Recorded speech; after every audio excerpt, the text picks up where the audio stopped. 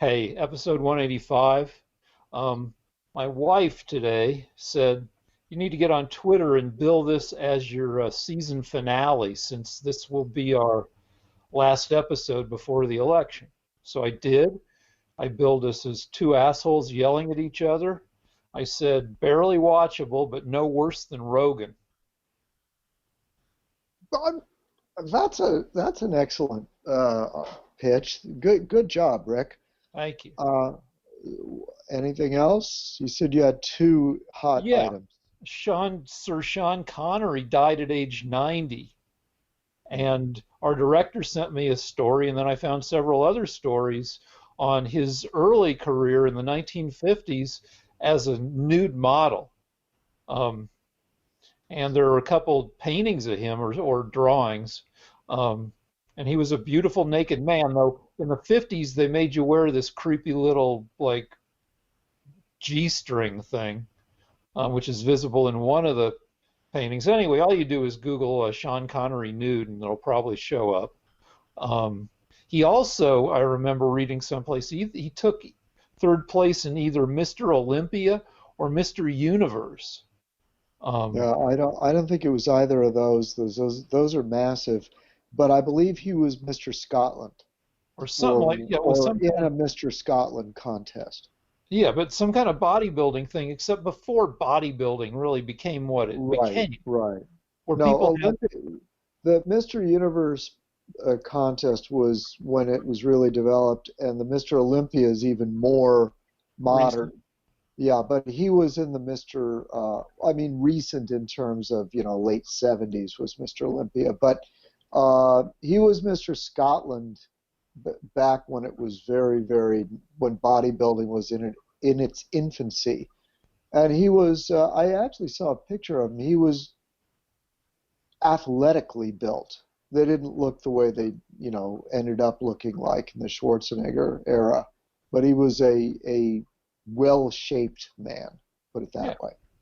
So this leads to a question, which is, does when you do paintings and sculptures, um, does the beauty of the subject affect the value of what you make?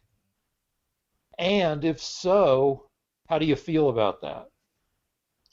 Um, it's yes and no. It depends on what it is you're trying to do. If you're trying to make a statement about life and you happen to paint elderly people, then there is no particular aesthetic value unless you consider beautifully painted uh, elderly person to be of aesthetic value. But as far as eye candy goes, um, if you're going to paint a younger woman, you don't want a deformed younger woman because it will sort of dominate the painting. Uh, what I mean to say is this: when if you have a beautifully executed life-size nude, for example, and the woman looks perfectly normal except that one of her arms, she's missing a finger, or she has incredibly fat thighs, but everything else is perfect. Then the problem is that everyone's going to look at that one thing. So you can't. Oh, I think we have an argument here Oh, okay. Well, because no. All right, no, go ahead. because I've like known several contractors, building contractors, who a lot of people who work with power tools end up losing part or all of a finger, and they become very good at concealing it, holding their hand so it's not noticeable. So if you had a woman with 9 fingers, she would probably know to pick a pose that disguised it. Well, that I have noticed that what you're saying, yes, that's true. But my point is that you have to consider the context. All right. So if you're painting a woman that is meant to represent spring, and she has feet the size of LeBron James, it's going to ruin your painting. Okay. So looks, physical beauty matters in things like that. Also in stuff that rich old men buy, I've noticed. Like if you go to like Santa Barbara and you walk into one of those galleries where they've got like lucite sculptures, which are pretty kitschy but also very expensive. It's all sexy ladies. Yeah, well, I mean, put it this way. Um, it, some of the greatest works of all time were painted by Rembrandt and Caravaggio, and they're of people murdering each other and ugly people and criminals and I mean, if you are in the business of creating paintings that are themed, then it's not it. There's no reason for everyone in the painting to be beautiful. Uh, well, I mean, in her day, she was probably more attractive than she is now, The but director asked about the Mona Lisa in case oh you. yeah, yeah, yeah, yeah. I mean, she was probably considered in her day a bit more attractive than people consider her now. But again, the Mona Lisa was a portrait, so portraits look like the people you painted them, that you're painting, and that's a different art form. So we're talking about portraits, we're talking about paintings that are meant to depict beautiful people, and we're talking about paintings that have some kind of story going on that'll have different types of people. So there are three different categories that are all under the rubric of realistic figurative art. So you're okay with you're not like I would bet that there are some hyper liberal folks who think not it's ableist in a way to or sexist or appearancist to prefer well-formed people for certain objectives in art. I've actually been accused. I had an art critic that hated me, uh, and the reason he hated me is that I disagreed with him in public. I thought we were just having a discussion, and he had to win. And I ultimately proved that I was right about something that I didn't think was a big emotional issue. And so from that point on, he hated me. And so he accused my work of being anti-women because the women were, there's a word for it now, lacking in agency, meaning that they were lying down, recumbent, and they weren't jumping around or threatening people with weapons like Wonder Woman might. So just depicting men in more active positions and women in more passive positions can get you the hatred of people that want to hate you. Okay, well, and okay, one last thing, then we'll move on to the arguey shit. But I've got a theory, may have mentioned it before, that with some people, it takes a while for society to see them as beautiful.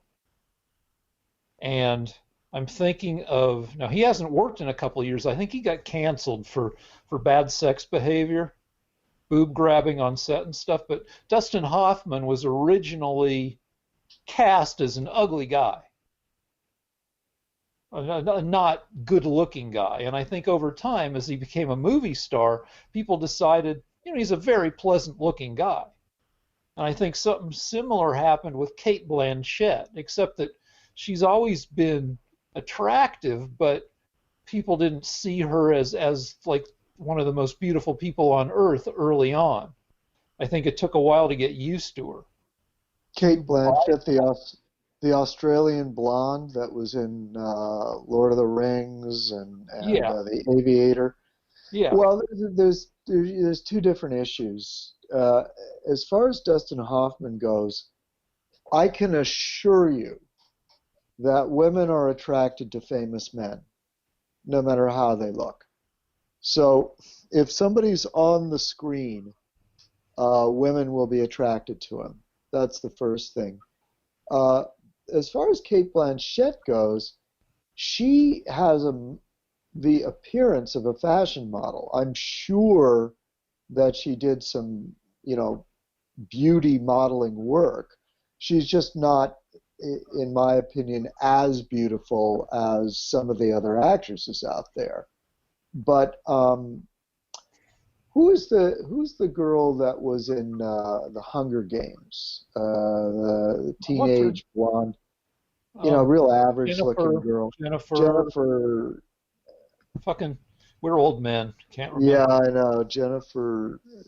Anyway, there are a lot of what I found from living in Hollywood is that there are a lot of women Lawrence. that, okay, good.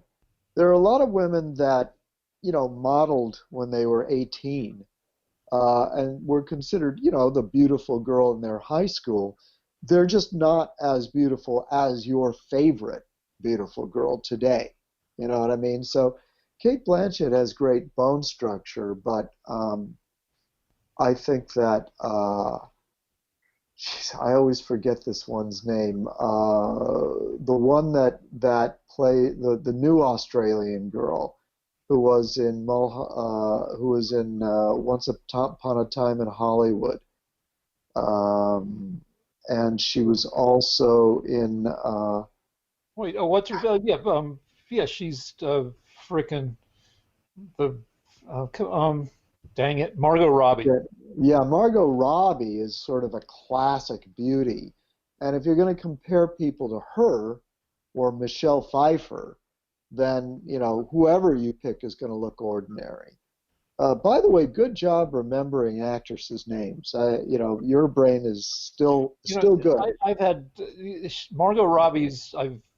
If you've like as we get into our senior fucking years, if you struggle once or twice to remember, I've had trouble remembering her name before, so the Mhm. struggle and finally getting it has kind of dug a little groove in my brain that's easier for my brain to find.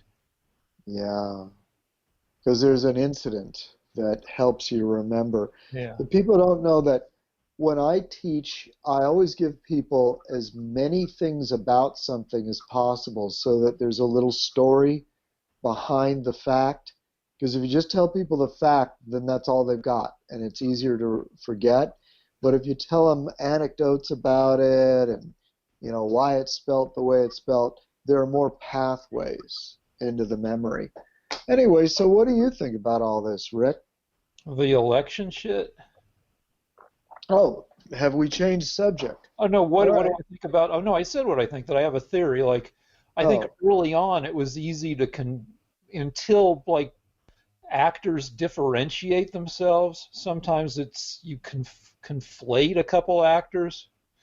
So early on, I feel like Tilda Swinton and Kate Blanchett were kind of easy to confuse. They both kind of picked like offbeat roles, and especially Tilda Swinton was always looking for roles that where her pleasant appearance was disguised or wasn't in part of the character.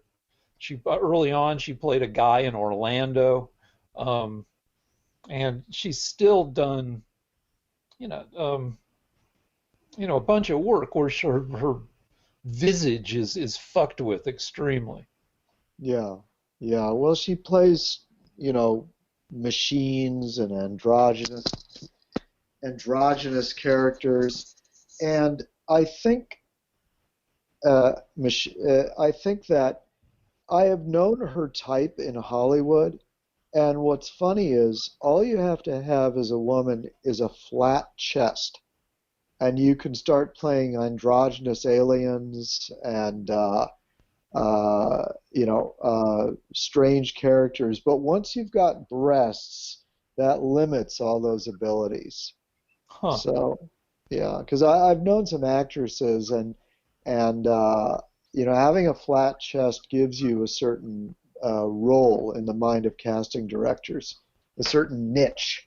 Well, let's talk about casting because I've been through a little bit of casting on the not on the being cast side, but on incidentally on the I've been around casting, and Hmm. um, maybe shit has changed for women as we've gone into the Me Too era, but it used to be a fucking icky experience for the women and depending on your personality for the guys because um, the women used to have to dress really alluringly.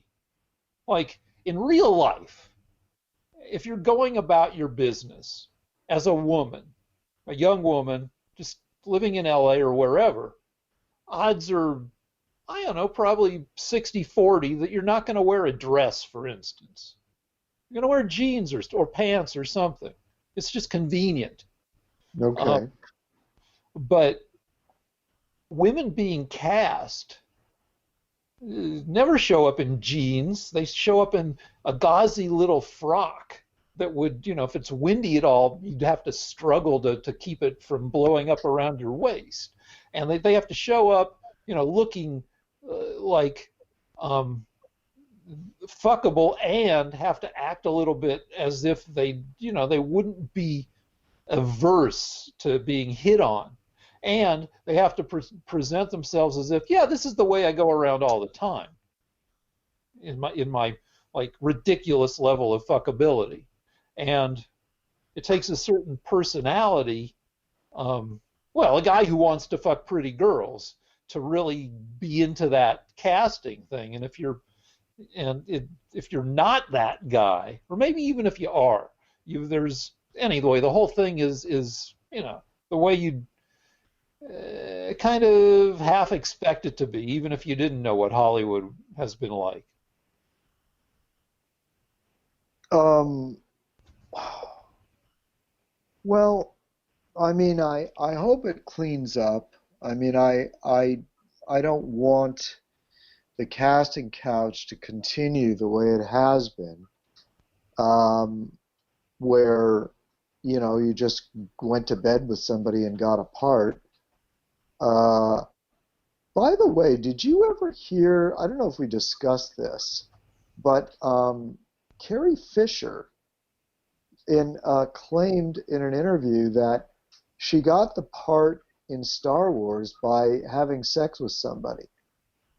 I didn't hear that, but I did hear she was banging Warren Beatty um, when she was underage, maybe 17 or something. She was in Shampoo, I think, and Right. But they asked her, well, did you have sex with George Lucas?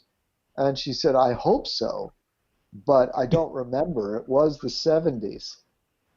And so she claimed not to remember. But the funny thing about it was I never thought much of her, and I always wondered why she got that part. well, And plus I now mean, we she now we know. she was available because she was the daughter of movie stars, and that happens with a lot of kids or young. I mean, they're or you're there when a part comes up. It's like, yeah, give it to the kid. Robert Downey Robert Downey Jr. Robert Downey Sr. was a movie director, so he was just thrown into movies from when he was really small, and he was saying, and it was actually he was a better casting choice than most kids because um, if your dad is directing the movie, nobody's going to give a shit about child labor laws. He says, I was just, I'd work, as long as they needed me to work, and nobody was going to report anybody Hmm. because it was my dad. Yeah. He he was a lot more exceptional when he was younger. I mean, now I don't know. I guess the reason that people hire him is because he's got a name, and if he's got a name, he's not going to do a terrible movie. I think that's the way it works these days. I mean, I think that's the way it works, that people see a name and they think, well, if Tom Cruise is doing this movie, he's got his choice of any movie, so this must be pretty good. Oh, that's a good wow, that's a good point. It used to be that a star could drag people to see a movie. The people would go just on the strength of who was in it, but that Right. ended maybe 20 years ago. But the idea that an in-demand star that person would pick this movie would be an endorsement of the project. Um, that's Yeah. that's I different. Yeah, I mean, it sort of it lends the film credibility from the opposite end. It's not because of the star, it's because he has his choice. And most big stars will pick good films. There are a few that don't, and their careers don't go well. Brad Well, Pitt, for it used to be you could be in any like Gene Hackman was in so much shit, and it didn't hurt his career, but I think that was a different time. I'm just going to finish because I was going to say Brad Pitt usually picks good movies to do. As far as Gene Hackman goes, I mean, he started off, his first three or four movies were classics. And then after that, in the 70s, there was so much sort of trashy stuff going on. I mean, he was in Superman, and so everyone kind of knew this is trashy stuff. It's supposed to be trashy stuff, I think. But I just recently saw The French Connection again, and boy, wow, what an amazing movie. Do you remember it? Yeah, Yeah. Back then, it was the first truly realistic cop film. yeah. Uh, So but okay, that brings up one more thing, and then we should probably move on to the arguey shit. Um, all right. but you said that big stars tend to, it helps if you're a star to, it helps you become a star to not be an idiot. Like conservatives attack Hollywood elites for just being, yeah, you act, in that criticism, it's either implied or just actually stated that you're just some fucking idiot who pretends for a living. But really, if you look at who lasts as an actor, um, it's people who aren't complete idiots. And Brad Pitt is smart, Clooney is smart. Um, so I think, and they do usually pick, if they pick something shitty, at least it's a noble effort, like the Clooney movie that he, I think, produced and directed about the guys at the end of World War II trying to retrieve the stolen painting stolen by the Nazis. Yeah. And it Oh. tanked, and it was hard to watch, but at least it was like a smart project. Hmm. But I've noticed, I guess, I just noticed right now that actors who are smart pick good projects, but they're not smart about physics. Because Clooney was in Gravity with Sandra Bullock, Oh, I remember. and and Brad Pitt was just in this movie called Ad Astra, and both good movies um, with horrible physics. And fucking McConaughey was in a space movie, an astronaut adventure, profound, da da da. Also, just like a lot of shitty physics because um, nobody associated with the project. Maybe they hired somebody to come in for a couple days to consult on maybe knock out some of the most egregious parts of it. But like Ad Astra had I don't know, they're going from Mars to, I think, Jupiter, and they receive a distress signal halfway to Jupiter, so like they have to stop and check it out, which is impossible. You can't Really? do it. Um, Why is that? Because of the gravity of because Jupiter? no, because you've got enough propellant. You spent a Uh, shitload of rocket fuel to get up to the speed you need to get to Jupiter in a reasonable amount of time. And you only have enough fuel left to decelerate when you get to Jupiter. So if you stop in the middle, you fucked yourself because you're now out of fuel. But that just wasn't a fucking consideration. well, how do you know that they don't have some new type of fuel that we're not aware of? because I don't know, it takes place like 10 years from now.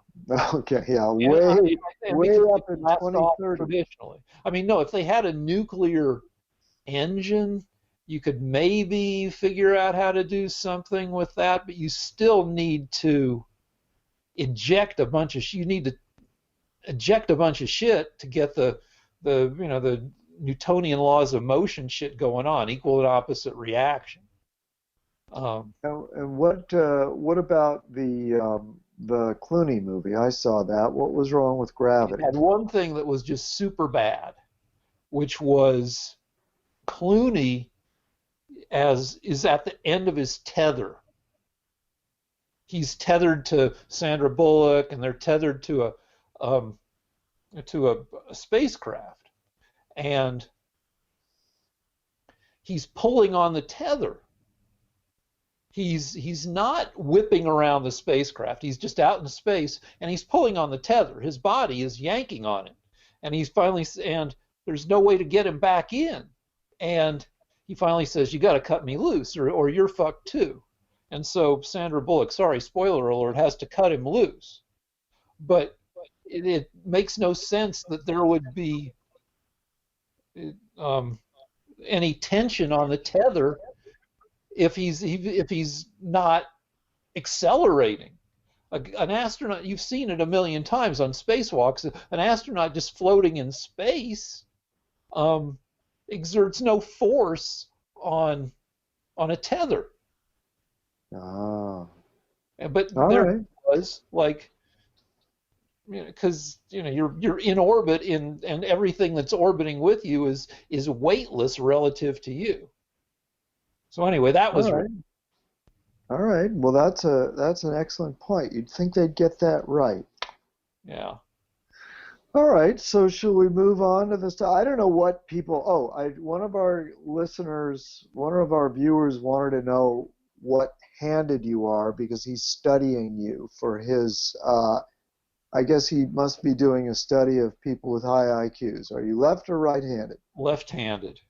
No kidding. Yeah. And Wow, he's going to like to hear that. I'll bet there is some significance to that. and my kid is left-handed, and there are different forms of being left-handed. Like one, I don't probably the science of Well, left-handed. wait a minute. That's probably why you like masturbating so much because you're using your left hand, so you think it's somebody else. Uh, All right. Anyway, go on with what you were saying. like there's the science of left-handedness is probably what I know about it is probably just a bunch of old wives' tales by now. Um, but I've heard that like one reason for being left-handed is you don't start breathing soon enough after you're born, and that creates a certain amount of brain damage. That means that your brain dominance is fucked up, and that's probably been proven to be bullshit. But anyway, I don't know what kind of the people left-handed writers have different kinds of writing. Like some left-hand, I write just normally, like a right-handed person would if they were left-handed. Other people write inverted, which is I don't know. Anyway, there's a whole thing with that but All right. Well, that'll help this guy's study. So, as was saying, I don't know what people listen to this show for, but we do. I think we better go into the politics now for the people that are interested in that sort of thing. okay. Would you like to start? Sure. And I've just got a simple thesis statement.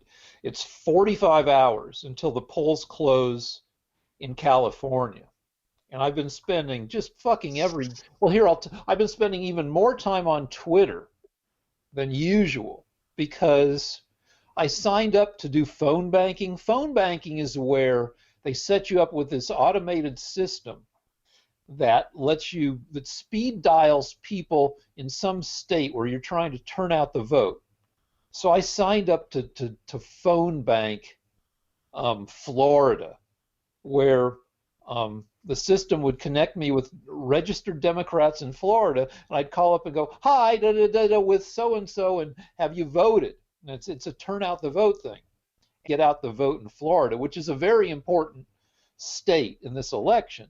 So instead, I've been tweeting out the vote. I've been doing like 20 tweets a day, um, saying, "Come on, vote, get out there and vote early. You still have time." Blah blah blah blah blah, and don't vote for the guy, the incumbent. And I've been assuaging my guilt by tweeting, and so I know what's going on Twitter, and also in like out in the world. My thesis statement is that the less time until the election, the more the crazy motherfuckers are out there doing and saying crazy shit. Like what?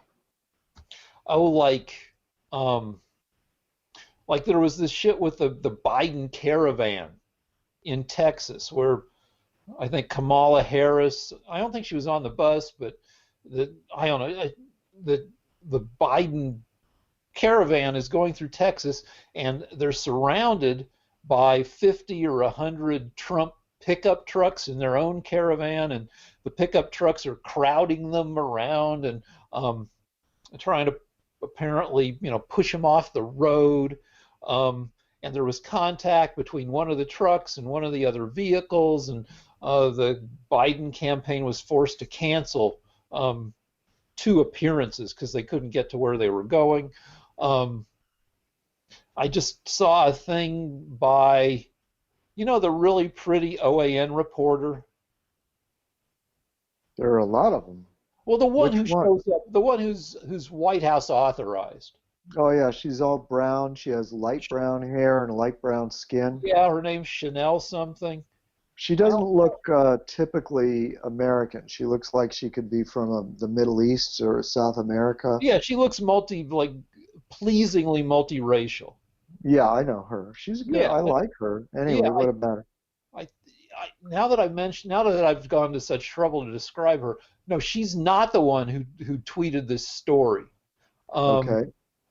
so, but it was somehow connected to OAN reporting that somebody has, maybe off of Hunter Biden's second laptop, because now there's a second laptop that he spent um, $21,000 on Pornhub, talking to live naked ladies, and $11,000 in a strip joint. And you shouldn't vote for his dad because when your kid is spending that much money on naked ladies, that he's subject to being blackmailed. And that's just not a strong story if you're trying to flip votes with 45 hours to go. Well, actually, that brings me to a very interesting point, and I think this is a very strong story. Okay. It turns out that there's an audio tape of Hunter Biden, and I'm sure you haven't heard it because you're a Democrat and your media would prevent you from hearing it, but I heard it. Okay. And this audio tape is Hunter Biden saying that he's worried because he's just accepted a multi-million-dollar deal with the richest man in China and one of their top spies, one of the top spies of the Chinese Communist government. Does he say spies? Yep. I think he says spy master or intelligence. There was no doubt that he knew that the person he'd made a multi-million-dollar deal with was in Chinese intelligence. And this is the same deal where he got $1 million up front secretly. That's the one, but Bobulinski was, I believe, involved with, and that's what made Bobulinski leave the deal.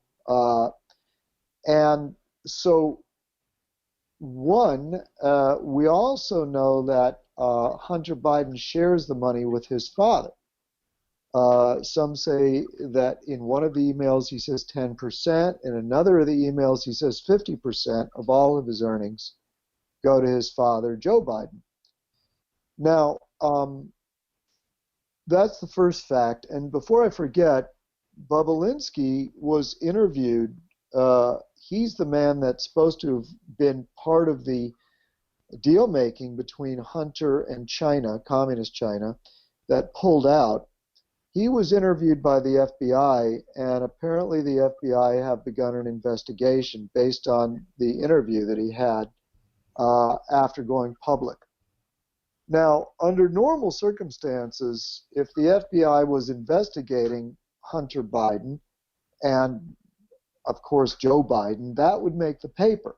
But, of course, Rick, I'm sure you don't know about it, and I'm sure you've got a great excuse why that's perfectly normal and nothing to worry about. But this audio, I have another thing, but we'll get to it. Go ahead. But I have to tell you right off the bat here now, Rick, that if your son is in a multi-million-dollar deal with a known chief of communist Chinese intelligence, that's it, Rick. You can't hold office under that kind of circumstance. There's no excuse because, as you know, I explained it for the past several weeks. When you are a crime boss and your son, I have one question. No, I do for our viewers. No, but just for I'm not trying to. I just want to hear. Write it down. When did the deal get made? What year did it get made? This was in 2017. This particular deal after Biden was out of office, but he was also, the front runner for the Democrat nomination. But my point is that if you are making a deal with the Chinese, you're not immune because it's not you, it's a close family member. Not if you're in the American government, not if you're the vice president. So under any normal circumstances, Biden would be disqualified now for running because let me just explain how the RICO laws, how this works. A lot of the mafia, what they used to do is say, well, we didn't get the money. It was my cousin Tony. He got the money. I didn't get the money. But that's not how it works. The government got wise to that in the 60s, I believe. And they passed laws that if a close family member is getting the money, you can't say, well, I had nothing to do with it. I think it's called using a cutout. You try to put as many people between the shady deal and you, right? Right, and it turns out that you could argue that Hunter Biden is simply the bag man. He's just the guy that picks up the money. And he's now on record, on a tape, and it's his voice. Anyone listening that knows their voice can verify it, that he knows he's making a multi-million-dollar deal with one of the heads of Chinese intelligence. Go ahead, Rick. Explain why that's nothing to worry about, nothing to see here. Okay, so one argument I thought was pretty good about the Bidens is, the Biden was VP from 2009 to early 2017. And during that time, the Senate was controlled, during much of that time, the Senate was controlled by Republicans. And I think the House was controlled by Republicans for part of that time, right? The first 2 years of Trump's office, the House was controlled by Republicans until 2018. Yeah, I don't know about when Biden was VP, there was part of it. The Republicans did control the Congress. Right. Yes. So, like, if you look at Benghazi, the Republicans did a shitload of hearings about Benghazi. I mean, the hearings went on for, I don't know, years, and there were a lot of them, right? Okay. So the argument I heard that I found persuasive, and of course I'd find it persuasive because I'm liberal, is if there had been anything unkosher going on with the Bidens, if there had been any whiff of impropriety when the Republicans controlled, the House or the Senate, they would have gone ape shit with it, like they did with Benghazi, trying to fucking fuck up. Um, Well, people didn't know, actually, I'll nip that in the bud. People didn't know about a lot of these deals. For okay. example, when Biden went to China to try to get them to lower tariffs and get their military bases out of the South China Sea, he not only was unable to do that, he failed at his mission, but by sheer coincidence, 8 days later, Hunter received over $1 billion from the Okay. So Chinese Communist government. all right. So But that wasn't brought out in public. okay. So but all right. So I just And I'm sure it doesn't and bother that's you, why I right? asked you on this. It's of no concern to you, right, Rick? Well, what's of primary concern to me is Joe Biden winning the election. Yeah, but what I'm saying is if he took $1 billion bribe to allow the Chinese to keep building bases in the South China Sea, and that's how it looks right now, Rick. Well, That's of no interest to you no, well, whatsoever, see, right, the Rick? deal is what I like to do. Sometimes I like to, when I'm underinformed about something, I sometimes like to take what you're telling me at Well, face value. you've Hold on. had 2 or 3 weeks to look into this. I've been Yeah, yeah, talking about and it I now looked for into three some of it. weeks. What I'm saying is that um, when I take it at face value, sometimes I get in trouble because what you're telling me um, isn't entirely accurate. Well, And you already agreed that Hunter Biden accepted 1.5 billion for his investment company well, that's from okay. So China. when you say You've that already agreed to that. you like right now you're conflating a couple things. Like when the Chinese and let's take it at face value that yeah, let's say the Chinese gave Hunter Biden $1 billion, or that other time when they gave Hunter Biden a 1.5 billion.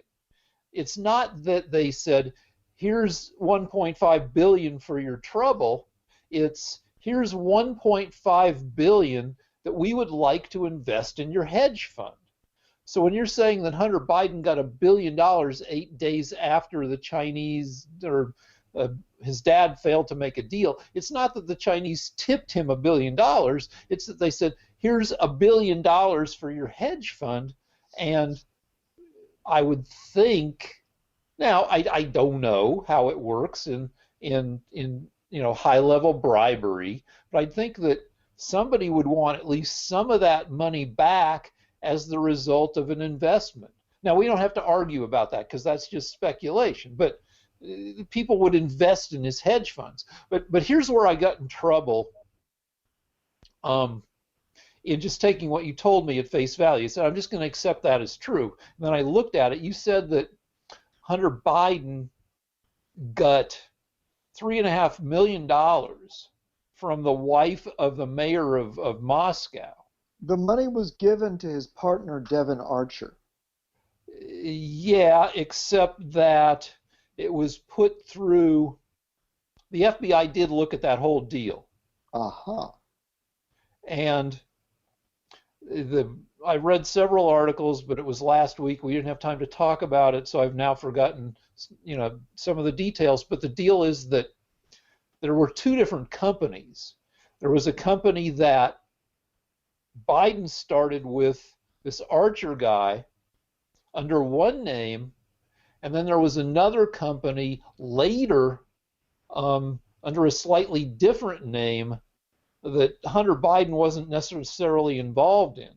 Um, and nobody's been able to draw an explicit connection between the two companies. That's one thing. Thing two is that the company it wasn't that, it was the same deal that as far as I understood from reading the articles, that it wasn't a tip of $3.5 million. It was an investment that the company was used as that this Archer guy talked to this woman who had several $1 million to invest and said, "Yeah, you should invest it in this tech company, and if you give it to me, I will use it I'll take it and I'll invest it in this company. It wasn't like just here's $3.5 million. It was the same deal. It was an investment, and there's no clear connection that Hunter Biden was involved with the later company or with that investment.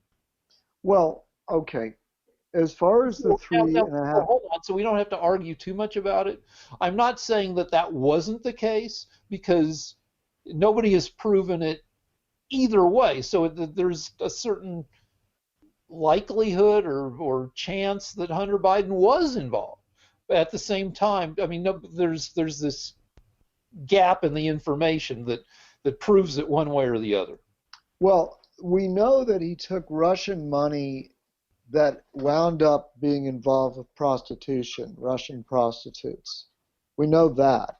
We also know that nobody is sure what the $3.5 million went to Biden's partner for. So Biden had one partner. It was him and one other guy.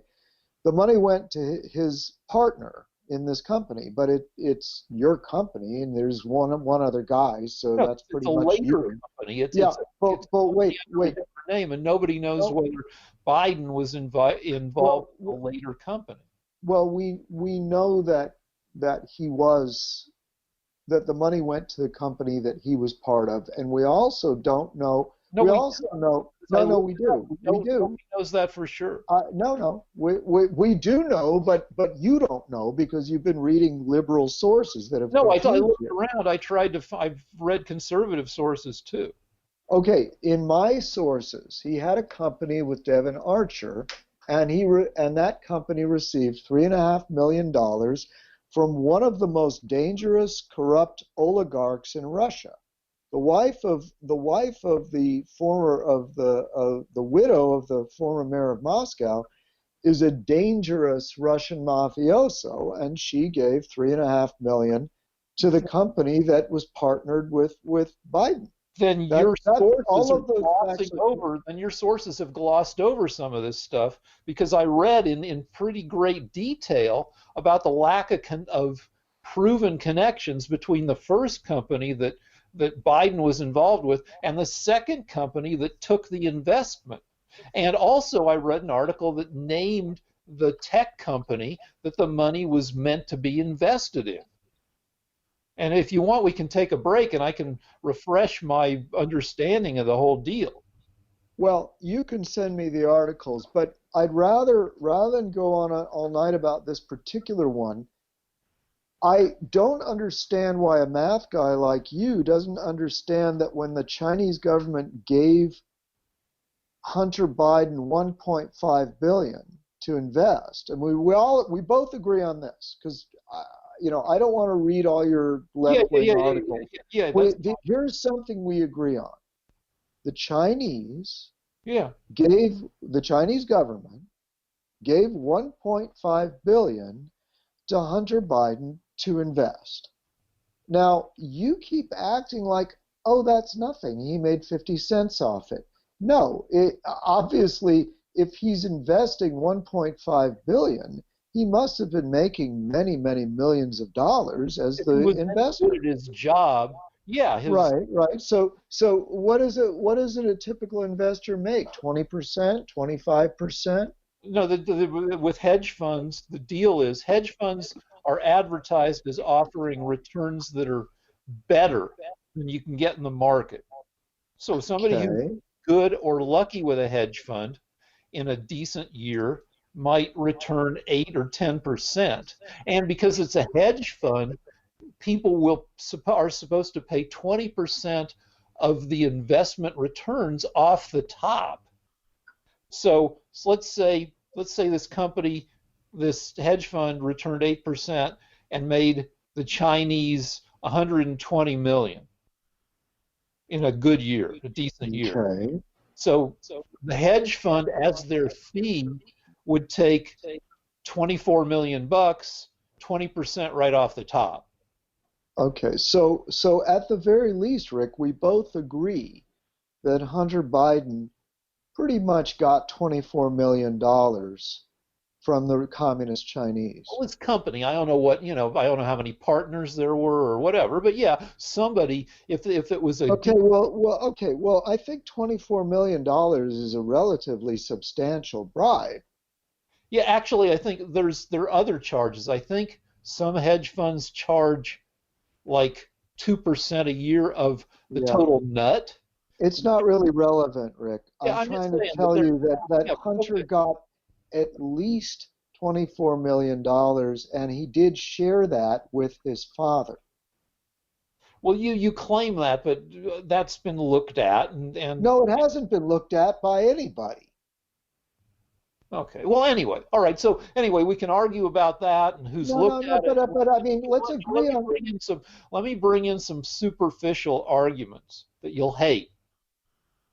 And like one thing I've noticed on Twitter, where I live, is and where I follow probably at least as many women as men, that women find Hunter Biden to be an attractive guy. He's a good look. Now, what in the Twitter circles I move in,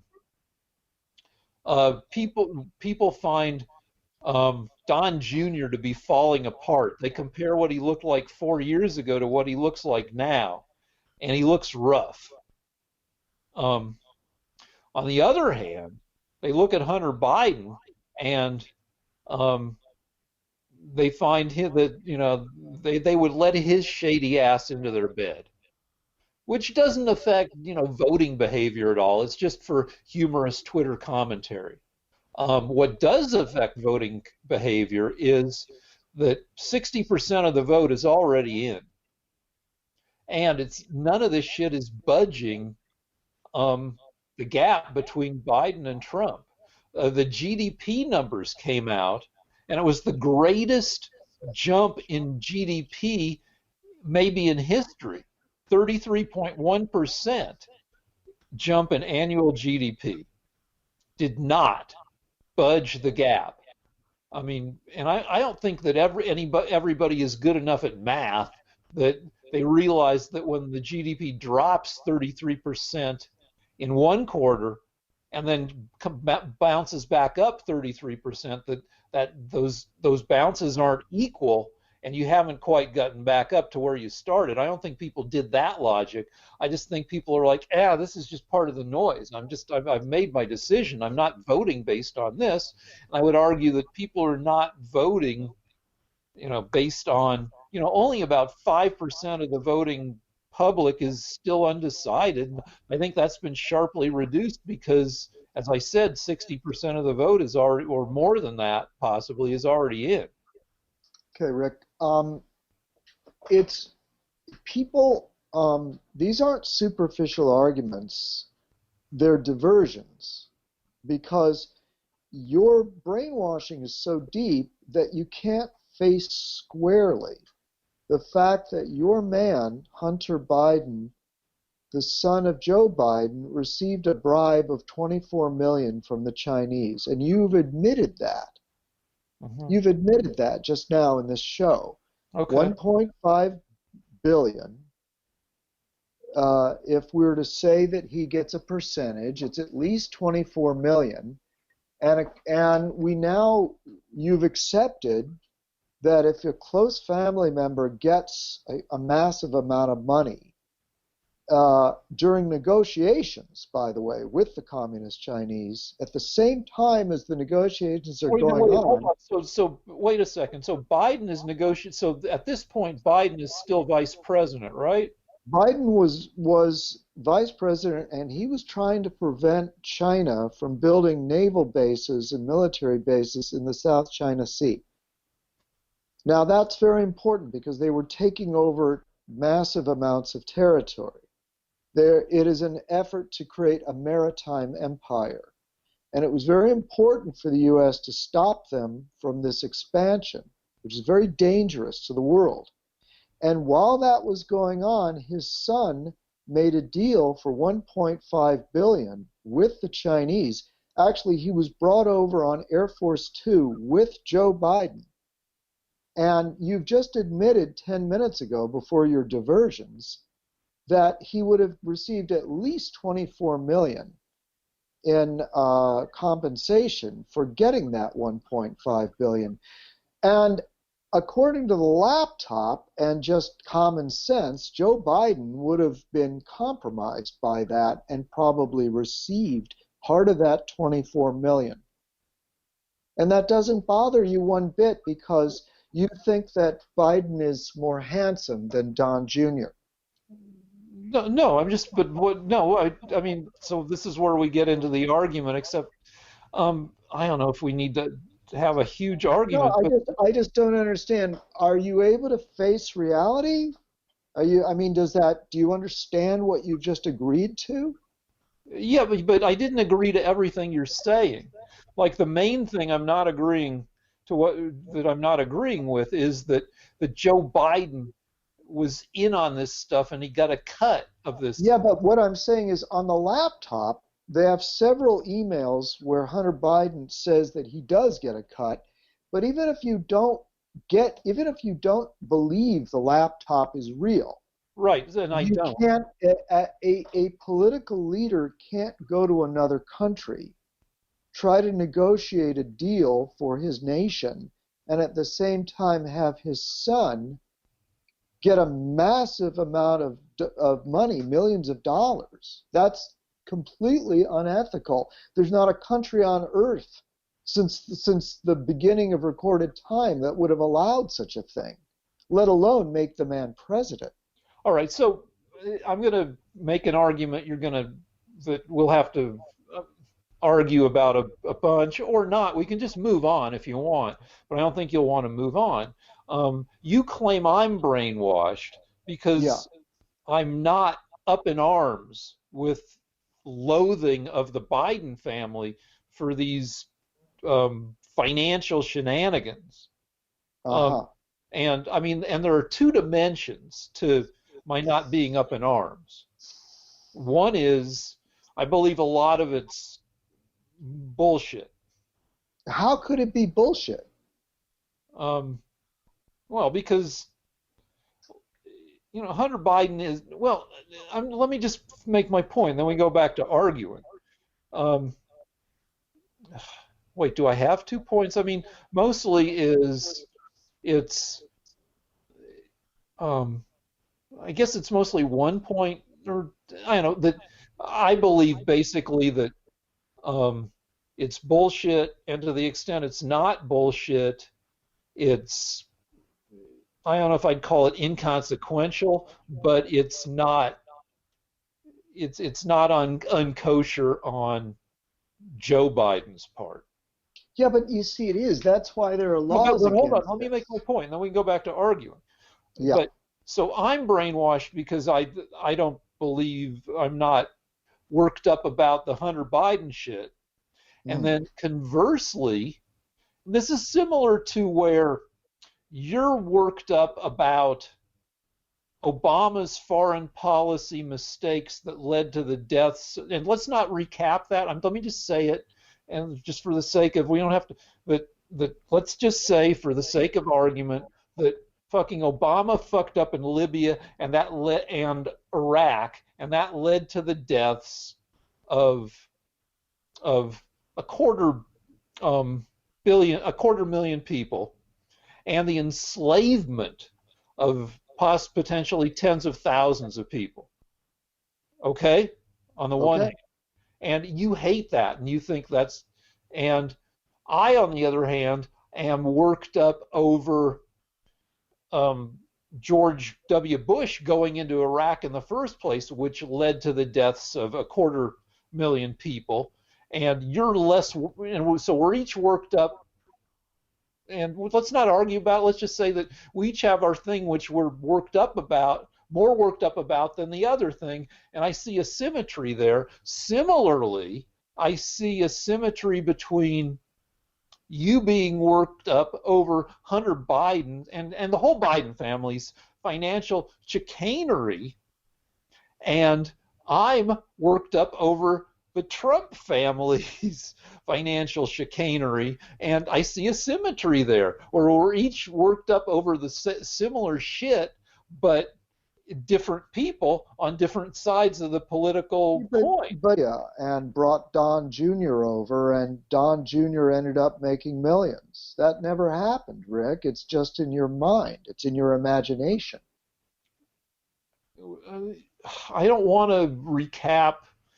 I don't want to waste time on recapping Trump's, what I believe to be Trump's financial entanglements, foreign financial Yeah, entanglements. but there's no proof to what you believe. Okay, fine. Okay, fine. Like, I mean, I we, know, I know you wait, hold on, believe hold it. on. I'm, Yeah. I'm not going to argue with you. I'm going to say that I believe to myself that there's plenty of proof, but I don't want to argue about it right now because I want to Actually, argue no, about different shit. yeah, but my problem is that I can't really allow you to keep going back to imaginary things. You can't keep saying, well, it doesn't bother me that Joe Biden took bribes because in my imagination, although I have no proof for it, Trump took bribes too, but I can't prove that, and it's just in my imagination.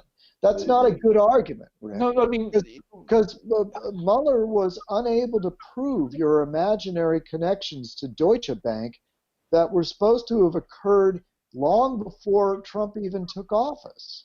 That never happened, Rick. well, no, the Deutsche Bank stuff did happen before Trump took office. As Right. far as So, Mueller's, but even no, if, hold on, hold on, yeah, because I mean, we can talk about this, but um, I like, all right, the deal is that Mueller spun off a bunch of investigations. Mueller thought he had a fairly narrow. no, he Um, didn't. No, he was given the widest possible uh, net. okay, He fine. could Well, have we can argue. investigated I don't know. anything. I do know that Mueller saw his task. What he determined. Maybe he probably decided himself to pursue a fairly narrow That's investigative. not true. That's not true. He All right, was but given the anyway, the deal widest is possible here's net. He how I could understand. investigate You anything can he say it's wanted. let me before you say it's not true. You can feel free to say it's not true, but let me just tell you what I understand. And you can say it's that your understanding's complete bullshit, but you can't tell me that until you at least hear it, so the viewers know what I think. I think Mueller pursued a narrowish investigation, and he spun off something like a dozen other investigations to other investigators, and these investigations, it turned out, people have just recently found out, were all quashed by Rosenstein, and they didn't happen. The investigations were strangled in the womb.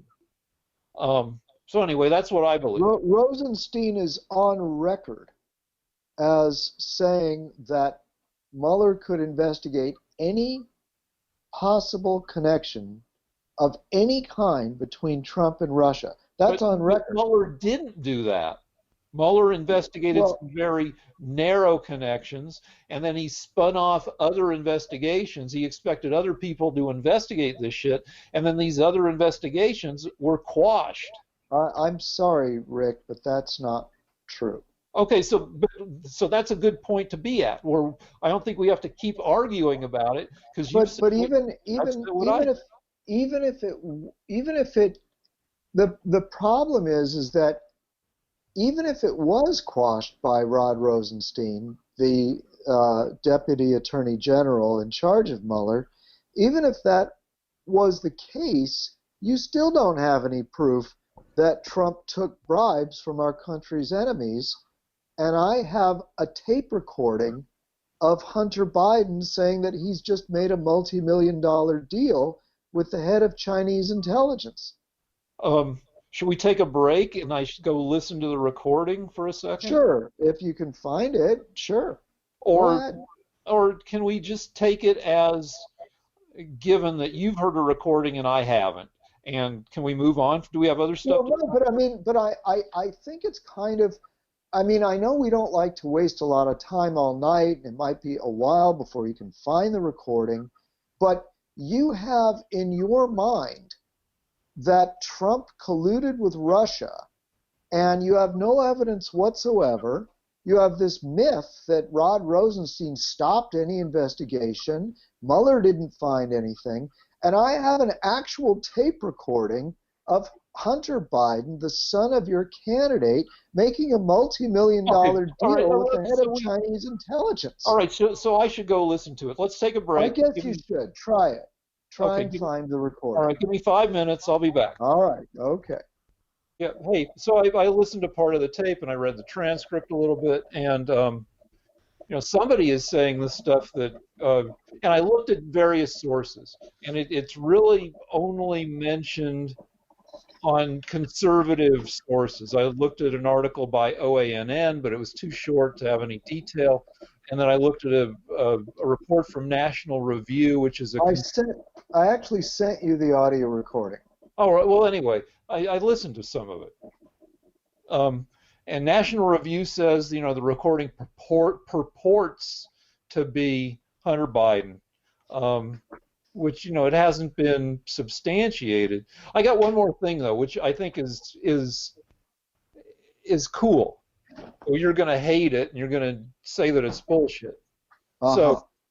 So there's a dossier, not the dossier we've been arguing about for 3 years, but a 64-page file of documents on Hunter Biden was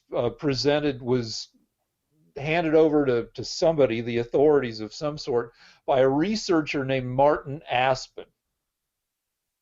And it's been proven by disinformation analysts that there is no Martin Aspen, that he's a fake persona generated by AI.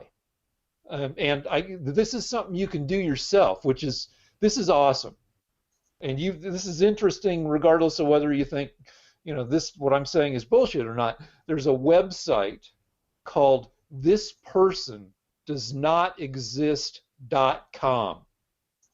And it is an AI machine learning face generator. It teaches itself how to. I've tracked this. I've used this website for 2 or 3 years, and it has learned how to make better and better looking faces. So if you go to thispersondoesnotexist.com and just keep pushing the button, it will give you a whole series of people who don't exist but look like almost 100. It has problems with certain parts of the face. Earrings, it fucks up earrings. And it fucks up backgrounds, but it keeps getting better at all this shit. And so anyway, one of the people involved in the Hunter Biden thing is somebody generated by this kind of software, which, whether you believe me or not, you should at least go to the website and check it out, because it's creepy and awesome how good. That's just great, Rick. There is an audio recording where Hunter Biden says that he is receiving millions from the spy chief of China. Now, what do you think about that, Rick? Well, I think given that this Martin Aspen guy doesn't exist, and he's the source of a big chunk of 64 pages on Hunter Biden, I think and the National Review, a conservative publication, says it's a purported recording of Biden. I think that it hasn't been substantiated. So it's not really Hunter Biden. In your opinion, it's not real. It's I not think a there's real a chance recording. that it isn't. Okay, but you did agree that he did make a deal with Bobolinsky with the spy chief of China. You did agree to that. That is what Bobolinsky I know that Bobolinsky is part of this. I don't know exactly who he is. No, well, he was the front man for the deal with China, with the spy chief from China. And he's the man that was just interviewed this week for 5 days by the FBI. Do you understand that? He is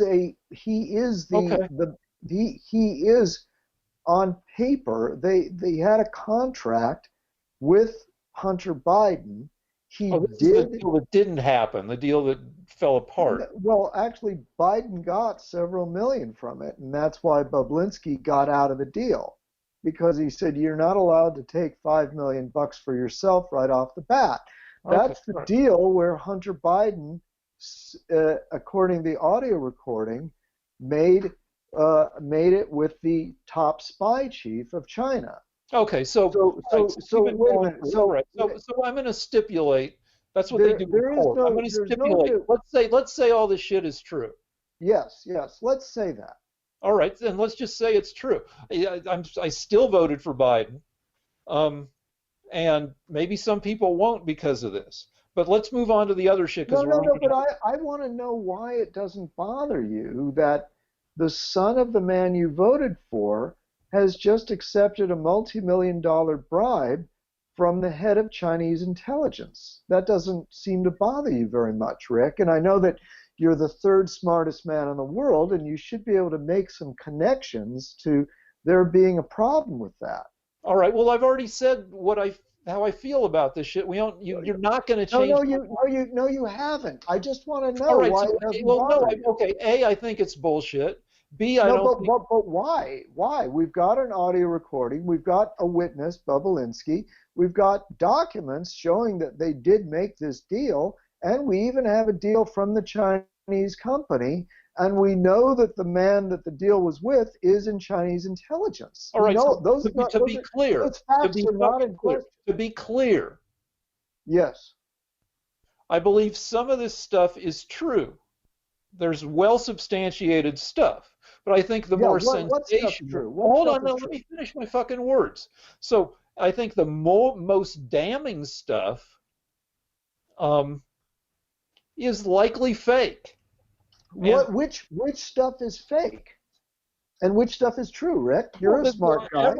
everything, 100% of the shit that says that Joe Biden gets a cut of the deals I make, Do, 100% of that I feel do is you bullshit. understand, Rick? Do you understand that if you are a world leader and you bring your son on the plane with you, and your son walks away with millions of dollars while you're making a deal, that you can't hold office anymore in any country on earth? Yeah, I Do you don't buy that understand whole that, fucking Rick? thing. I don't buy it. I mean, yeah, he goes That's on the Air way you Force. want it. Wait, that's the way you want it. You want Trump to go over to France, try to negotiate a deal with France, fail, but Don Jr. leave with $1 billion to invest?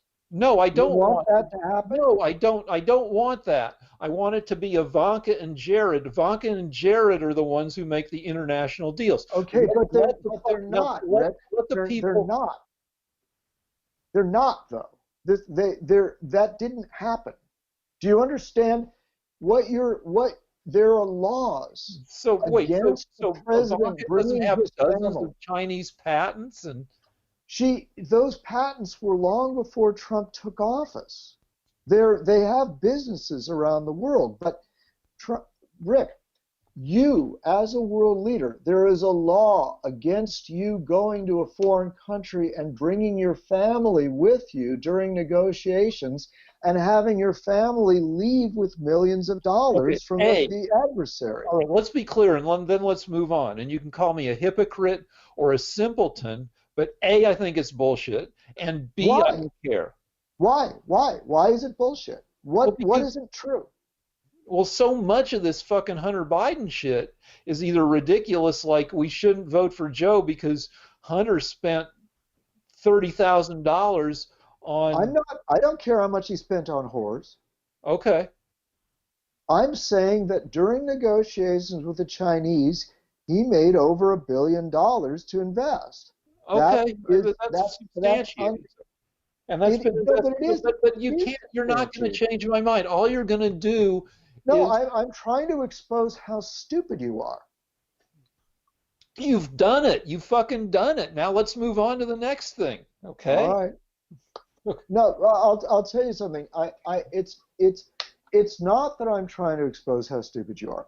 I'm trying to expose that you voted for Biden willfully ignoring very important things because you're so brainwashed. I mean, I don't agree with you about that, but let's move on But you anyway. can't. All right. So what's the other thing the director brought up that we need to talk about? Listen, I don't think you're stupid. That was a glib way of trying to say it quickly. It's I a, it, don't understand. I don't understand why facts don't matter to you. okay. I don't understand it. I don't understand it. If there was a recording of Don Jr. saying, I just accepted $20 million from the head spy chief of Russia, I would say, fuck, you know what? I might vote for Ted Cruz, but I don't think I can vote for Trump. That doesn't Yeah, seem but right. what you should say is, who released the recording? Is it a real recording? Like there's like people Twitter is full of comments that Don Jr. looks pretty rough. His eyes have been red and people Yeah, but I'll but I'll tell you why I hold don't on, no, let doubt me the just make my let me veracity. just No, make I don't care about it, is his eyes looking rough.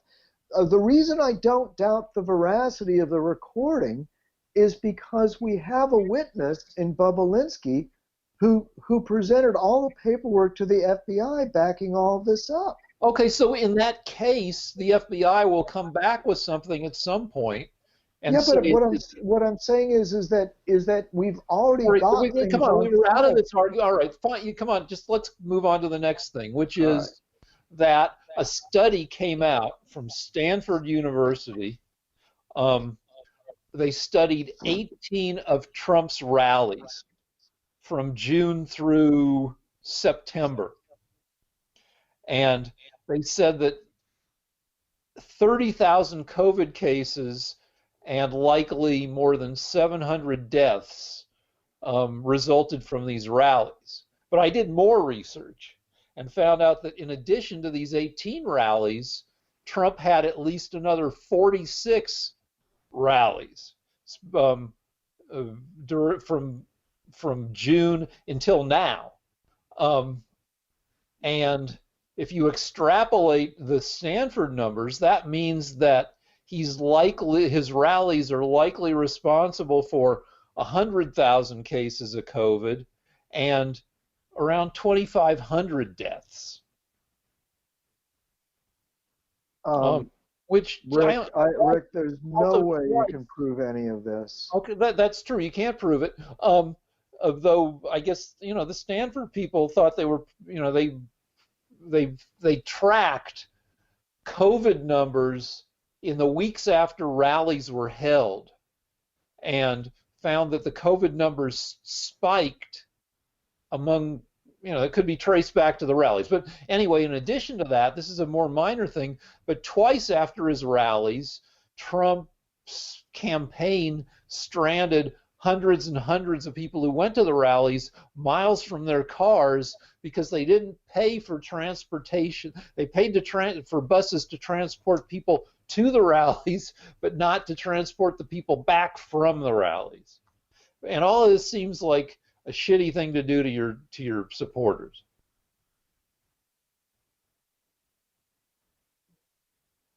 I don't know. It just seems ridiculous to me. For those of you that don't know, my basic argument is that there shouldn't be any lockdowns at all. Um, the This week, um, European countries that had very severe lockdowns, they uh, they opened up again, and then they found out that during the lockdown, the virus didn't go away. It just waited in its own fashion for them to open up. As soon as it opened up, they started getting sick again, and now they're all locking down again around Europe. England locked down France, Germany, Yeah, Belgium. yeah, Finally, yeah. Belgium has the Okay. highest rate in the Yeah, world. They're I didn't finally need like, you to help me there. You agree with me. So my point is, these lockdowns are insane. They're not working, and um, what we should be doing is medicating people that are sick. Now, I'm going to make this extremely brief. The case numbers are going up um, dramatically. The deaths are going up a little bit in the United States. They are going up a little bit, like 10, 15% more than a week or two ago. We've both seen the numbers. They went from around 700 a couple of weeks ago per day to about 850. well, no, the last And few days there were like 3 days in a row with 1,000 and So anyway, Right, but in California, for example, today we lost 6 people in a state of 40 million. well, So days don't count. It's trends over a week. But my point is that we should be medicating people now. We can't stop the virus by locking down. There's no proof that that's working anywhere. We just need to medicate people with we lying people on their stomach, with giving them steroids once they've gotten into the hospital, keeping them off the ventilators. so it's And like I actually you're arguing for, are you arguing for herd immunity here, buddy? No, I'm arguing for medicating people. When you're sick, you go to the doctor and he gives you a steroid, or at the first sign of symptoms, he gives you one of the many medications that we have now. Yeah, but Um, people are still dying now at 800 to they're not, 1,000. yeah, but they're not being medicated How do you properly. know that? How do you know that everybody dying in America, and also like you've got shit like hospitals filling up again in Yeah, various that's places. So okay. people That's are, what hospitals are for. They can fill up.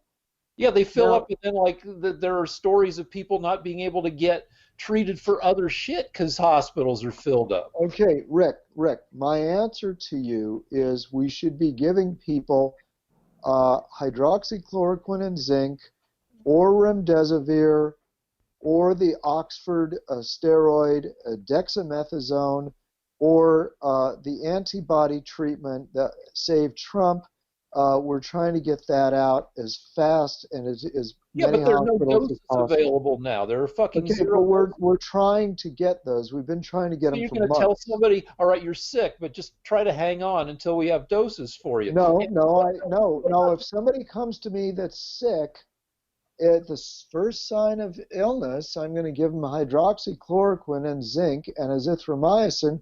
Or if you can't take that because you're a Democrat, I'd give you remdesivir Yeah, and and remdesivir, like dexamethasone. all these fucking things, each reduce mortality by about 30%. Okay, yeah, that's fine, Rick. And now, But hold on, what about we wearing wait, masks? wait, What wait, about wait, just wait, having everybody wait, fucking wear masks? wait, Everybody wait. about no lockdown, You just gotta wear masks. masks. You gotta wear masks. All right, listen to me. And what about Um, fucking the masks? the the Masks. remdesivir the remdesivir reduces the death rate by 30% at the beginning stage in the first 5 days if you come in with the illness. Maybe, according to The some studies. steroids, the Some studies show steroid, that Rick, remdesivir doesn't do Rick, anything. Rick, the steroids reduce the illness 30% at the back end when you have the cytokine storm.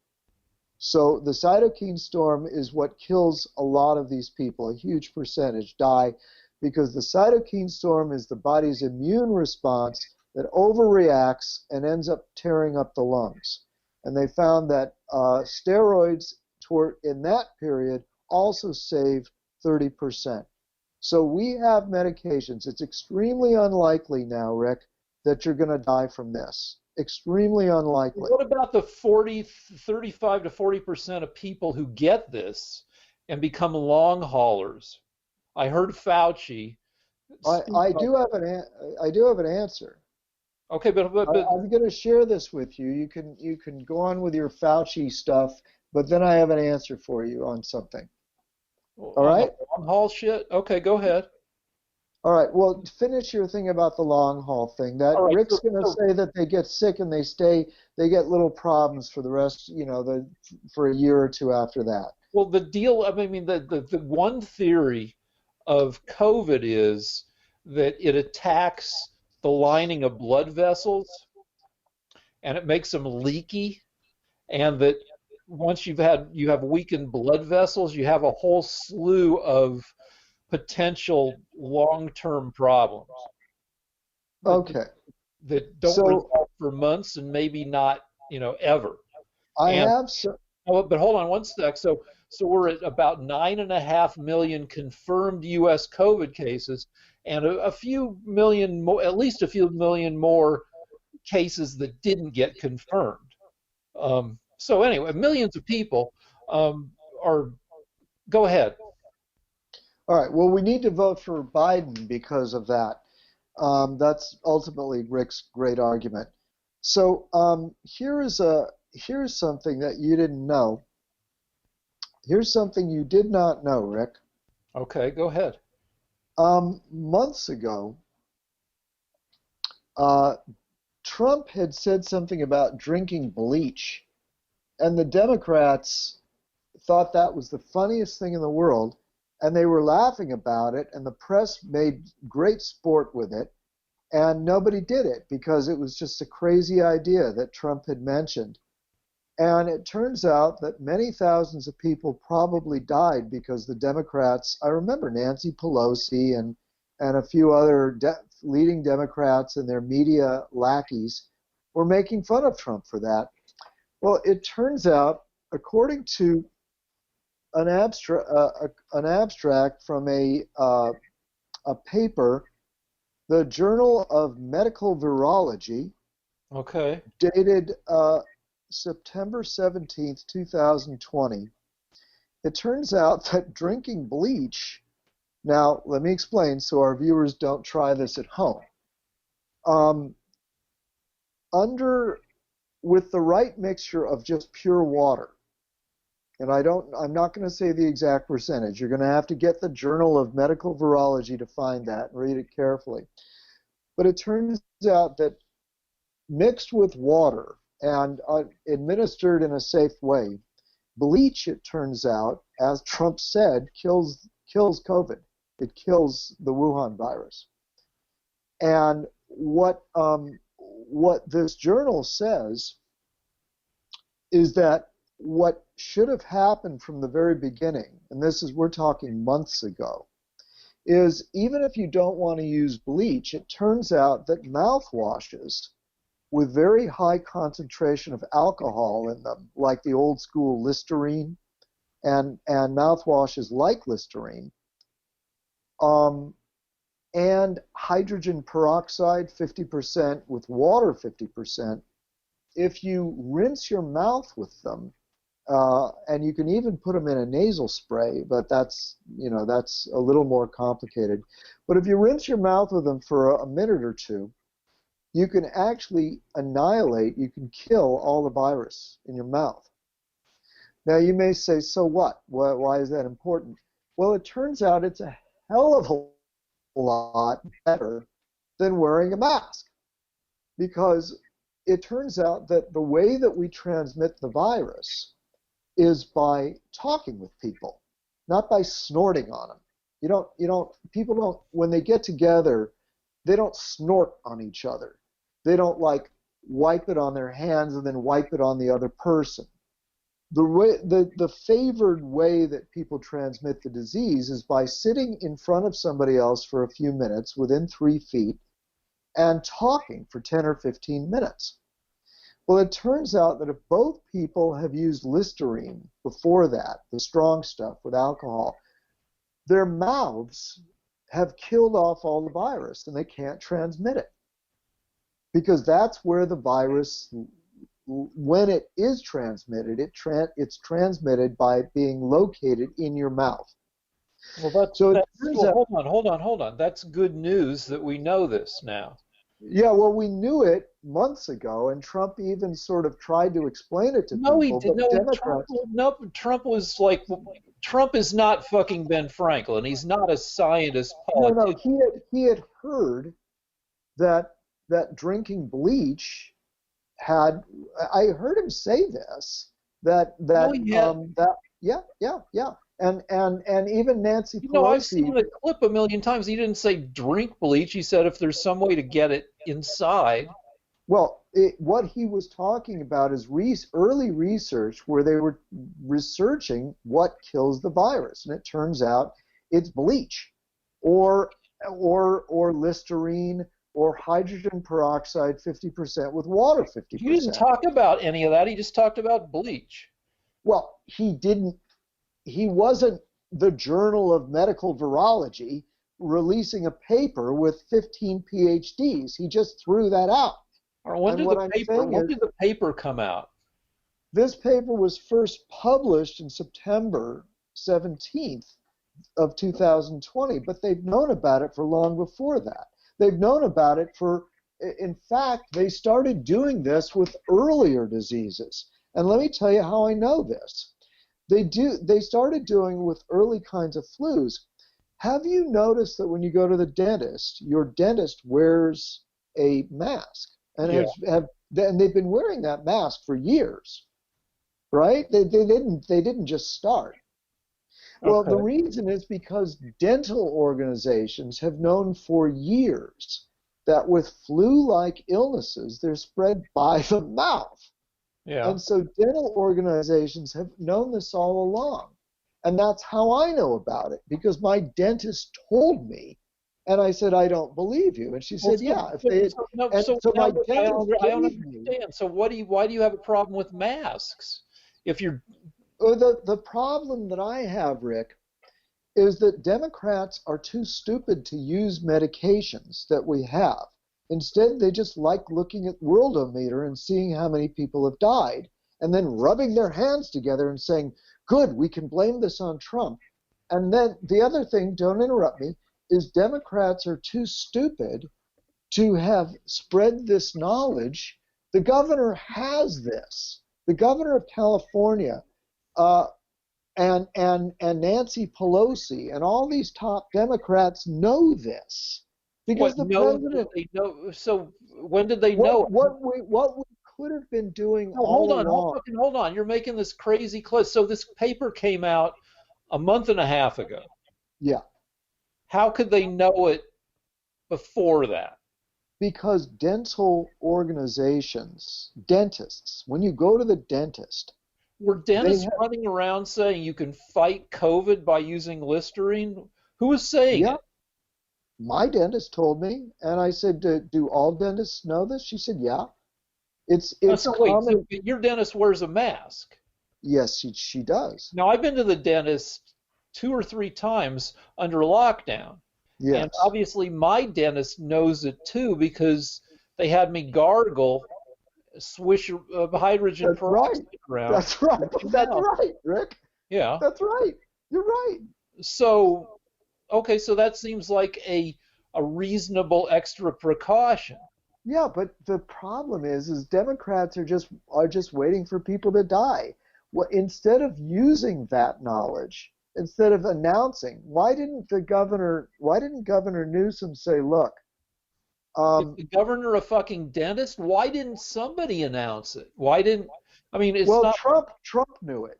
he didn't know it. Trump Trump knew was it. flailing Yes, around yes, and yes. somebody had He mentioned said, that wouldn't bleach it be, kills this shit and yes, Trump said yes, maybe if we yes. can get bleach into people. Yes, yes, and the one way of doing it is by having them rinse their mouth with it.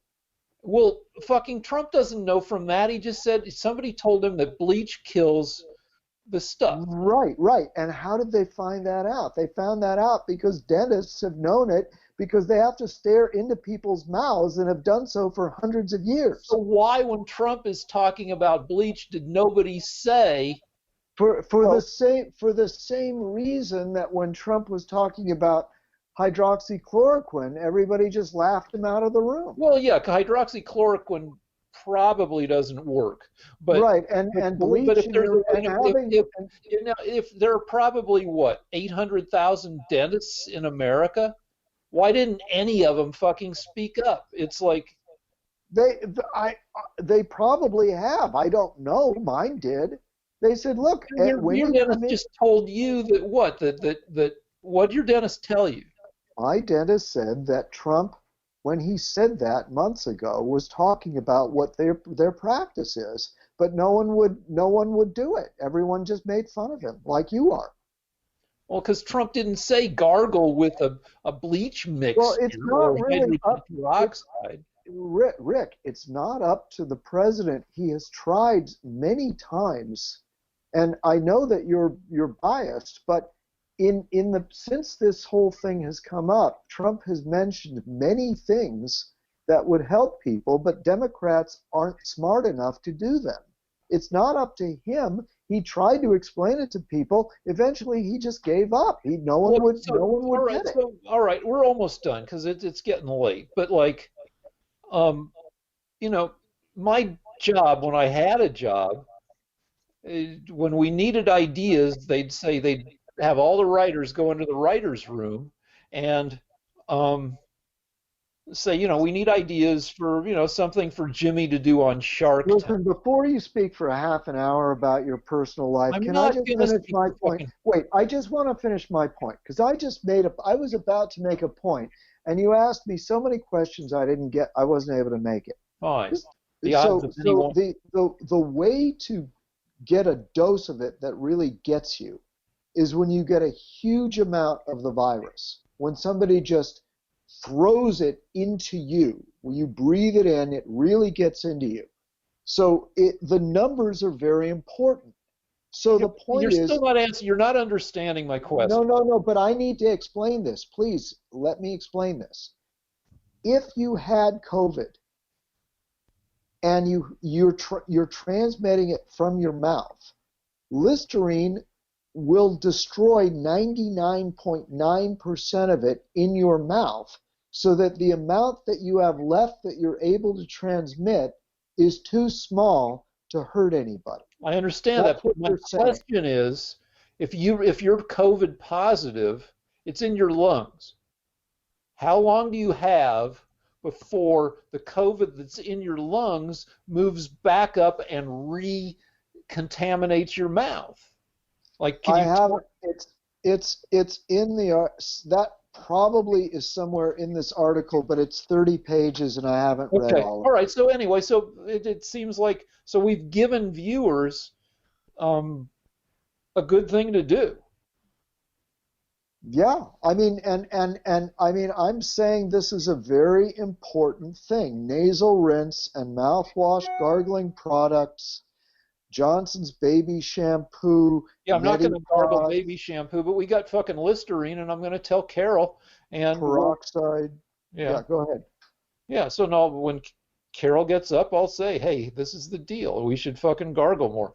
Okay, do we have other shit? It's less All than right, two days. the last thing I wanted to say was that again about these lockdowns.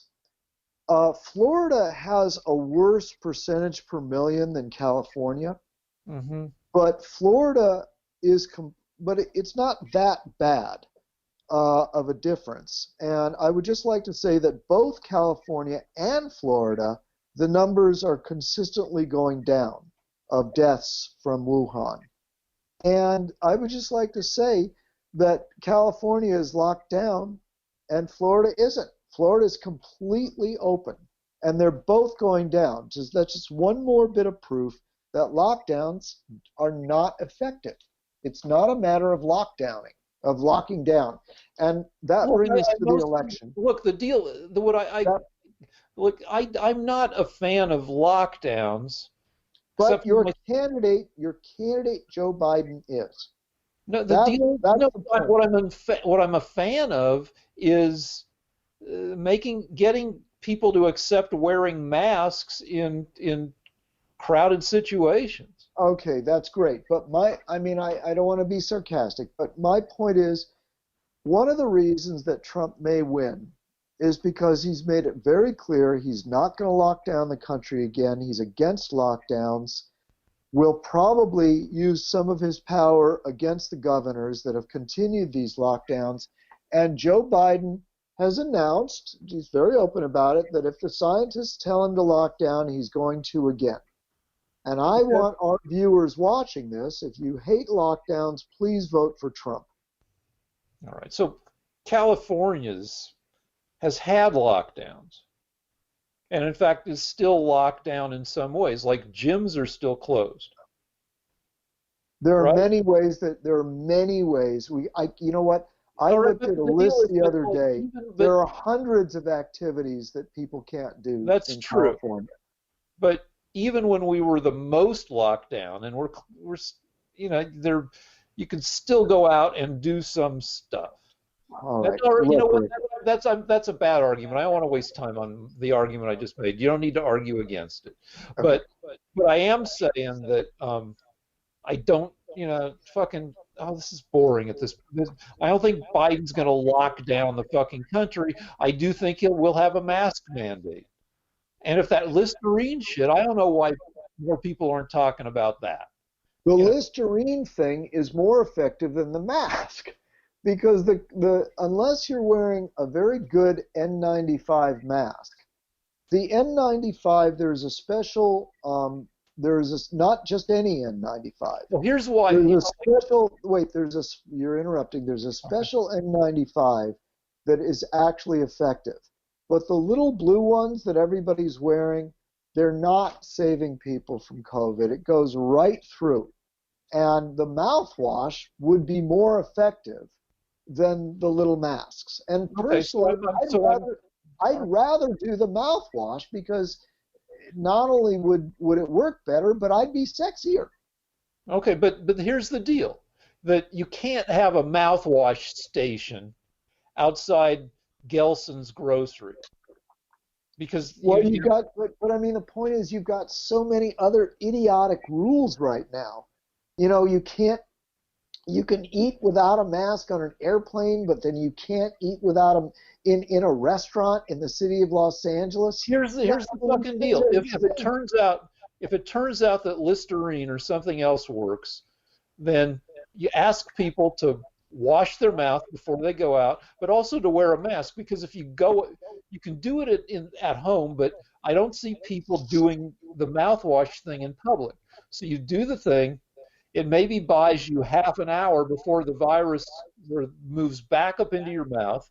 So you do it, you wear a mask when you're out, and that's it. Well, for $50 you can buy a temperature checker, and I've had my temperature checked 100 times since this lockdown. Yeah. Doesn't bother me. I have no objection whatsoever. Okay. And if somebody said I could go to Disneyland if there was a Listerine station next to the entrance to Disneyland, I would be happy to gargle with Listerine. Yeah, I don't know how the station, they'd have to design a station that would work for the public, because like when you go to the dentist and you spit, they've got a vacuum thing that sucks you don't have spit flying around. So I'm just saying there are things you could do if we're willing to keep kids out of school. If we're willing to keep millions of children from school for a whole year, we can figure out a way of getting people to gargle with Listerine. Okay. All right. Anyway, what is your final point? Anything else? No, just that fucking. Oh, wait. I did have one more point, unless you had a point, and that is, do you know that we have the lowest death rate in the world in the U.S.? From what? Our death rate from Wuhan is the lowest of any major country. Well, no, that's garbage. No, it's true.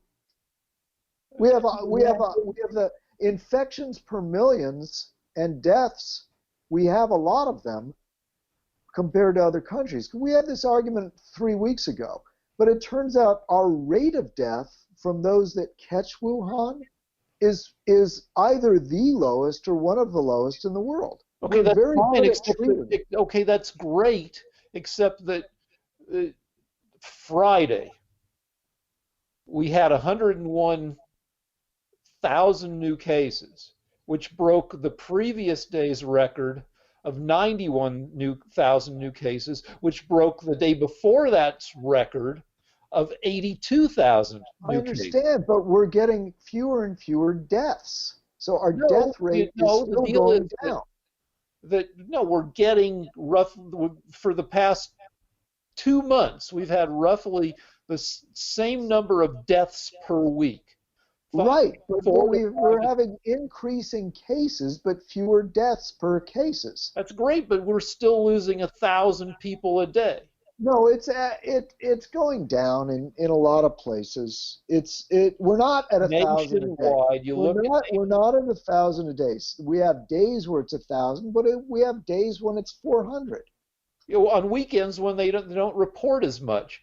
But we're still losing. We're at 236,000 dead. We're losing people at 3 times the rate we lost soldiers in World War II. But we're losing people at 1/4 of what we had in April. We're learning how to medicate it. You have a 99.9% chance of surviving this. It's not 99.9. It's 98.6 at best.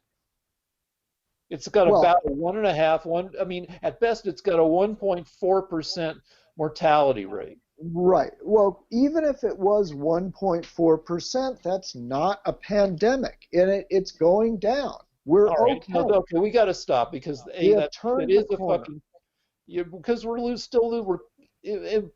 this new week, there's going to be a day when we have 110,000 new cases. And But if our numbers of deaths are still low. Even if, look, we've gone, just to give the viewers a perspective, 2,750 in one day in April. Now a bad day for us is 800, and we're is a averaging. thousand, we had 3 days last week where we lost 1,000 people. All right, so it's 66% down, and we have days when in California we lost 6 people today in a state of 40 million. It's Sunday. People don't report on Sunday. Okay, but even on a bad day in California, it only goes up to about 70 now. Okay, but there are 49 other states, and if you look at that we're losing 1,000 people a day. The deal is now. Let me be reasonable, but then let's fucking end this fucking show. That shit like that kills old people. The end of life diseases like cancer and heart disease kill about 2,000 people per disease per day. Cancer, 2,000 a day. Heart disease, 2,000 a day. But that's generally, those diseases are generally things that people, that it doesn't hit you like out of the blue. If you're dying of cancer, you've probably had cancer for a while and you've been fighting it for months or years. And it's not this unexpected thing that takes away 10 years of life you would otherwise have.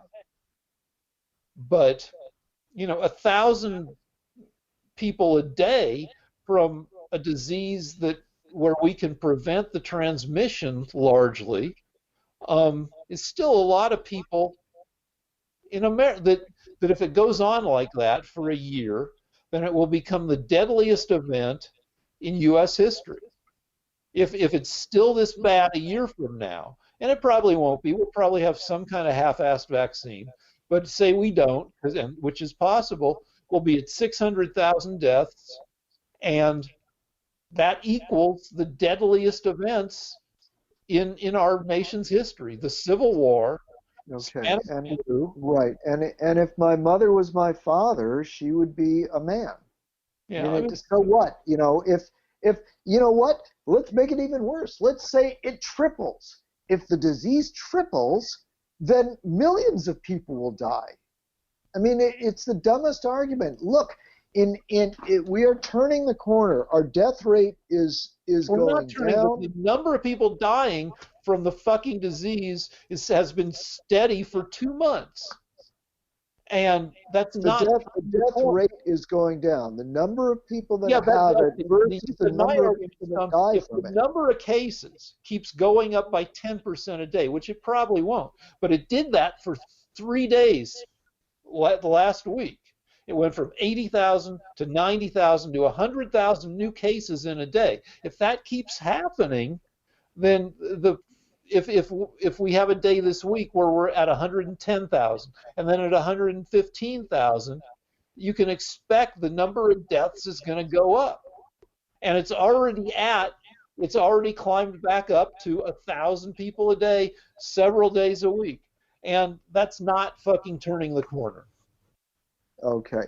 Well, we have medications. We have a low death rate. We know that most of these people that are dying are over 75 years old. And the one thing I really believe is when somebody is 95 years old and they die from COVID, how do you know they weren't going to die anyway? Is there an excess mortality study of just people in their 90s that are getting COVID? Well, it's not just people in their 90s, but I saw one study, maybe the numbers have changed, but that among everybody who gets COVID, the average number of years lost of life that you could expect to have had you had COVID not killed you was 10 years. Now, obviously, if somebody's in their 90s, the number is going to be lower. But if somebody is 62 and they die of it, or if somebody has, is chunky and 48 and they die of it, you'd expect those people to have more than 10 years of expected life that they lost to the fucking disease. Okay. Well, all right. Uh, my final word is it's not going to affect my vote. I'm voting for Trump for his foreign policy successes. Rick made a very cursory point about how we'd had this 33% jump in the economy. Our GDP had gone up. And it's true that if you want to split hairs, we haven't gone back to where we were before the COVID, before the lockdowns. But the reason it's good news is because people were predicting the opposite would happen, that we would go down 33% and just keep going down, and that we would never go back up. People predicted that we would have. No, let me, don't interrupt me. What Democrats were saying was this was just going to lead to a major depression and that there was no way out. But it turns out the Trump economy was so strong that we are hovering back where we were before the virus. Not quite, but it's extremely encouraging. Yeah, what was the statistics? More people applied for unemployment. Oh, fuck, I don't remember what the deal. Oh, more people applied for unemployment in the last quarter than voted for Trump. That doesn't. Okay. That's probably the last year than voted for. But anyway, let's wrap it up. The economy has bounced back to almost where we were, and there are 12 Democratic states that are still in lockdown. No, the economy hasn't almost bounced back to where we've still got a gazillion unemployed. We got all these businesses. No. We have roughly the same amount of unemployed, about 7.5%, that we had under Obama. It just hasn't gone back to the 3.5 that it was under Trump in 2019. I want to be done with this fucking thing. All right. Good night. Good night. If you want to throw a few bucks, you don't want to throw a few bucks. Take those bucks. If you've got and donate them to your favorite candidate. Act Blue will donate to. If you want to flip the Senate from Republican to Democratic control, Act Blue has a flip the Senate political a PAC that you can donate $10 to if you want. Thanks for watching.